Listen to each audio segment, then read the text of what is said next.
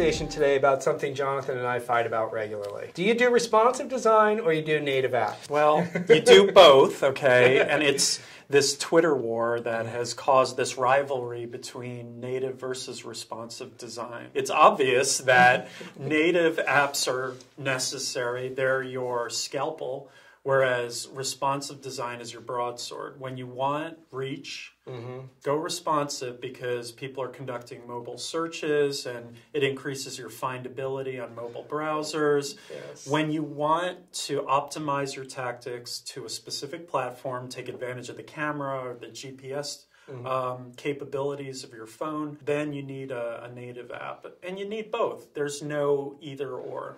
In my experience, to be honest with you, responsive web design sites are painful. When I see actual in-market implementations of responsive, they're terrible. It's in its infancy, Mark. Okay, but it's in its infancy, but I mean, it's going to get better. Well, it's got to get better. Consider you're a mom and pop shop. You don't have that brand awareness. You're going to have to be available via the web browser on mobile devices, and that site better look good. So you kind of have to optimize for all devices because you can't be sure how a user is going to access your services. I agree with you that the Achilles heel of responsive design is performance. Okay. And so at EPAM, in our responsive design process, we allocate extra sprints, extra time to improve performance. We call it release readiness phase. Right. And we have additional sprints that are just there to make sure that our sites and experiences are performing as quickly as possible. It sounds like a lot of upfront cost. I mean, it sounds like it's more expensive. Is it more expensive? Think about the amount of money that a business spends launching a website, launching a mobile app for iPad, and then for iPhone, and then for this Android device, and that Android device. You know, you stack up those costs.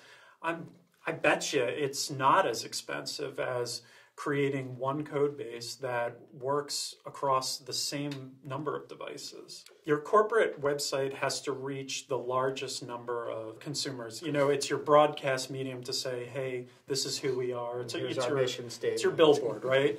And that billboard should be optimized for any medium, any platform. I mean, okay, so I download an app, I install an app, and now I've got an app. It's not that big a deal, really. So you don't think it's a big deal that first you have to know that a native app exists for the brand that you want to engage with. Yes. Once you find it, you have to download it onto your device. Sometimes it costs money. That's step 2. And then step 3, you know, it has to prove to be a valuable experience that you return to, otherwise you delete it. I find that to be a lot of friction versus go to this URL. It could be promoted after a TV show, and I get the experience. So reducing the friction is one benefit of responsive experience versus downloading a native app. One of the other things I think is that right now the coding methodology is pretty inefficient, because I noticed that a lot of responsive sites, they send a 3 megabyte payload down and then they leave it to the client to sort that out. Do you think adaptive, which is where that sorting out is happening on the server side, is the right approach, or where this will evolve to? The holy grail of responsive design is to have a single code base to manage. So when you introduce new code, as with adaptive technologies, where you're detecting a device and redirecting a user to another set of code, I think that's less efficient than having a single code base to manage. What you do is you take a software-like approach to your interface development process, prototype, test, and never ever stop innovating in the interface. That's right.